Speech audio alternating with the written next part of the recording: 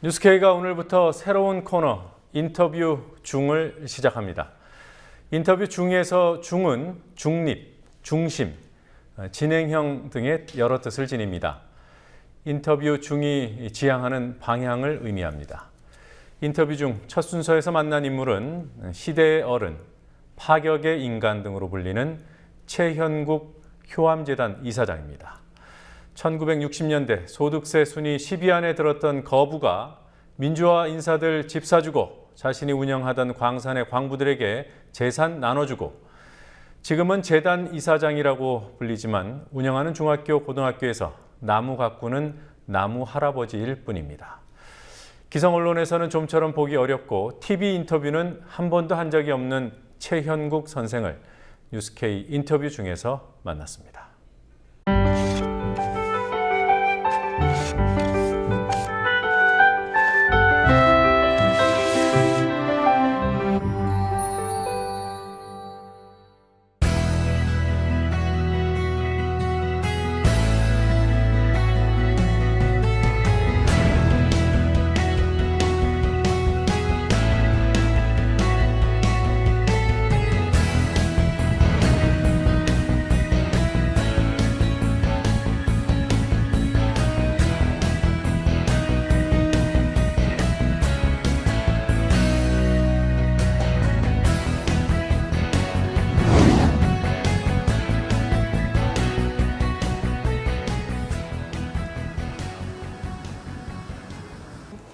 학교 앞 돌에 써져 있는 쓴맛이 사는 맛, 무슨 뜻인가요? 학교를 초등학교 때 6번, 중고등학교 때 5번, 해방과 6.25 전쟁과 더구나 심각하게도 형의 자살 때문에 휴전되는 날.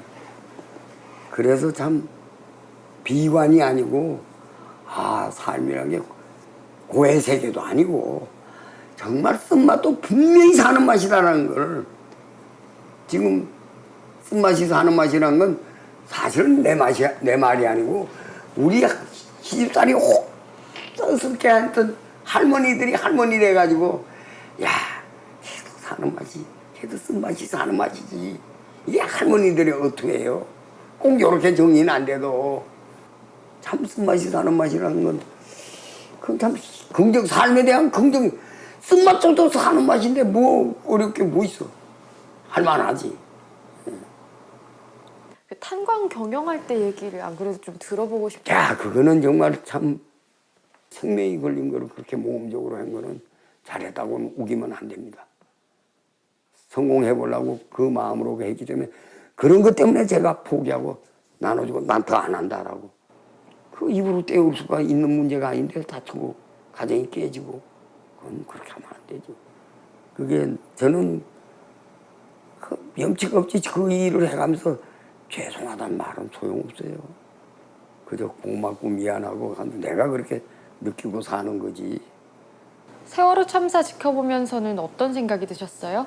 우리 사회 전체의 허구가 드러난 얘기 때문에 그 젊은 목숨들이 그것도 말 잘 들어서 하란 대로 한 목숨들이 꼼짝을 못했는데 이 일은 그렇게 우연처럼 일어나서도 우리 사회 전반에 그러기 마련이 아주 완전히 그냥 압축된 도면이었으니까 유병언이는 그거의 이름을 쓰는 이름의 대표일 뿐이야. 많은 유병언이가 합쳐진 한 유병언이죠. 모든 사람들이 유병언이 못돼서 한을 하고 있는 겁니다. 단 저렇게 탄론하지 않은 유병언, 저렇게 폭로되지 않은 유병언. 그러니까 탄론하지 않고 폭로되지 않은 모든 유병언들이 우리 사회에 꽉 차 있는데 그 특별법 얘기를 뭐라고 오해하는지 압니까?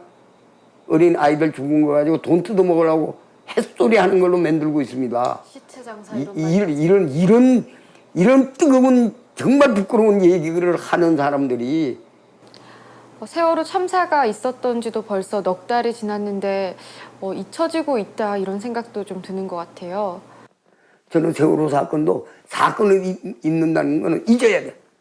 세월호 사건에서 드러난 이 끔찍한 이 허구만은 조금이라도 우리가 전진해야 되고 깨트려야 되고 그것만이 우리가 세월호를 안 잊는 거지.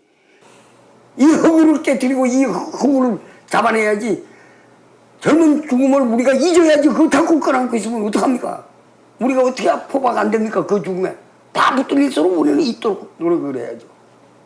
죽은 사람이 그거 잊어야지. 어떻게 살아요? 난 그거 더 가기도 싫어요. 끔찍해서. 가다 울컥 눈물이 나고 대성통곡이 나고 어쩌자는 거야. 이제 이미 젊은이들은 그렇게 돼 있는데 우리는 우리의 또 살아서 할 일들이 있는데 그 사람들의 삶까지 우리는 이어서 열심히 살아야 돼요. 그래도 우리가 정치에 희망 안 걸 수 있나요? 정부의 경제정책에 희망 안 걸 수가 있나요? 그러니까 민중이 각성하는 길 이외에는 없어요. 거짓말하는 사람 그만 찍기. 최선 있는 현실 속에서 늘 어렵습니다. 그건 늘 타선이라도 끊임없이 노력하는 길 이외에는 다른 길은 없어요. 좀 상대방이 잘못되었더라도 함께 살 거를 늘 실천해야지. 말만이 아니라. 그런 속에서 각성이 일어나지. 군중은 어리석다 우중이라는 말까지 있잖아요. 그러나 그 민중의 각성 이외에는 또 살 길도 없거든. 어떻게 하면 어리석어지고 어떻게 하면 깨우치나 하는 정말 함께 노력하는 수밖에 꼭 지도자에 의한 건 아닙니다. 언론기관이 꼭 지도자일 필요 없습니다. 민중과 함께하는 노력을 정말 해주면 제일 고마운 거지. 과도한 사명감은 일을 망칩니다. 예. 틀림없습니다. 그럼 현재 대통령이긴 하지만 정치인으로서의 박근혜는 어떻게 평가를 하시는지 궁금합니다. 나는 아주 박정희 정권은 엄청 부정적으로 보는 사람이지만 7.4 공동성명 같은 것에 민족 공동체로서 그 동족 상자는 막으려고 하는 그런 노력이 제일 그냥만이 뛰어난 것 중에 하나인데 그거조차도 전혀 도외시하고 있는 자기 말을 해놓고도 저렇게 또 참 딱해요. 정말 우리 대통령이기 때문에 정말 딱합니다. 대통령이 아닌 자연인은 그냥 불쌍한 어느 불행한 부모의 자녀가 돼서 우리 역사의 비극이죠. 그러나 대통령으로 전 정말 딱한 사람입니다. 대통령으로 자기가 제일 해야 될 일을 전혀 왜 뭐가 무서워서 못하는지 뭐가 어려워서 못하는지 나야 모르지. 난 신문도 안 보니까 모르지만 이게 무슨 일인지 난 모르겠어요.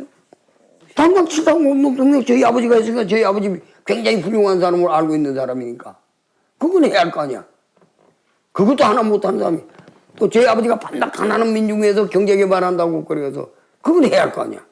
그 부자 잘 살게 하는 법이나 자꾸 통과시키고 주물럭거리고 앉아있으면 그거 딱한 일 아니에요.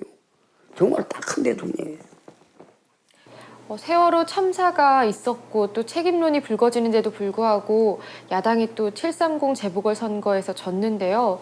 야당이 지금까지 계속 제대로 이기지 못하는 이유가 뭐라고 생각하세요? 난 우리 민족에서 난 다행이라고 보거든요. 곡골된 게. 곡골된 게 다행이. 저런 엉성한 개파무마하기도 바빠가지고 야당이 저러고 있는 한 자기의 진정한 목소리는 없는 채로 남의 시속을 봐가면서 인기끌 발언만 여당놈 비슷하게 야당이 하는 한 진정성이 없는 야당이 어떻게 자꾸 이깁니까? 절망적인 저 여당 꼬라지가 그래서 이놈들하고 제2중대란 말이 또 나오게 생긴 겁니다. 여당의 허구적인 그 가식에 못지지 않은 게 야당이라고 본 거 아닙니까? 세월호에 떠드는 걸 보니까 너희도 가식이다. 너희도 진정성이 없다. 난 그렇게 보기 때문에 오히려 민중이 어리석기만 한 게 아니라 정말로 정치해 먹으려면 야당 정신 안 차리고는 해먹기 어렵다는 게 증거로 드러난 것 같습니다. 이건 구별해야 됩니다. 민중이 야당의 진정성 약한 것을 더 엄격하게 바라본다는 걸. 언론이 좀 진짜 언론이라는 말을 들으려면 어떻게 해야 된다고 생각을 하세요? 우선 나는 언론인들이 경제적으로 어려워도 즐거울 줄 아는 것부터 배우셔야 할 것 같아요. 지식이 문제가 아니고 경제적으로 좀 어렵고 사회적으로 별로 인정 못 받더라도 즐거울 수 있는 길을 아시면 그게 나는 민중의 눈높이가 되지 않을까요? 그게 우리 전부가 부끄러워요. 우리가 살아있으면서 이렇게 부정직한 속에서 그거를 거북하게도 안 느끼고 아무렇지 않게 언론기관이라 그러고 우리 딸, 우리 아들이 언론기관에 취직하기 얼마든지 성공적으로 바라고 선생님도 언론기관에 들어가셨으니까 다행히 이런 국민 TV 같은 것이 정말 그런 길을 안 걷고 가면 또 우리 국민들의 승리입니다. 예? 우리 언론기관이 월급 많이 받는 언론기관은 썩을 수밖에 없는 것은 분명한 것 같아요. 그럼 언론기관은 꼭 굶어야 되고 고생해야 되느냐? 사실 그렇습니다. 고생 안 하는 사람이 왜 고생하는 민중과 한편하겠습니까? 지가 같이 고생해야 민중하고 한편하죠. 대개에서 정직한 언론기관이 될 수 있는 길은 댁들이 지금 민중과 똑같은 세속 삶을 살기 때문이라는 것도 긍정해야 됩니다. 사명감이 뛰어나고 지식이 뛰어나고 본인들의 하루하루의 삶에 대한 깨우침이 뛰어난 것은 물론 있어야지만 실제 삶이 민중하고 비슷하니까 우라가 침이니까 정직한 언론이 되는 거죠. 모든 언론의 비판력은 통찰력 없이는 안 될 텐데 그 통찰력이 어디 지식에서 옵니까? 심보에서 오지. 삶에서 오지. 나는 통찰력은 지식에서 온다고 안 봅니다. 삶의 실천 속에서만 옵니다.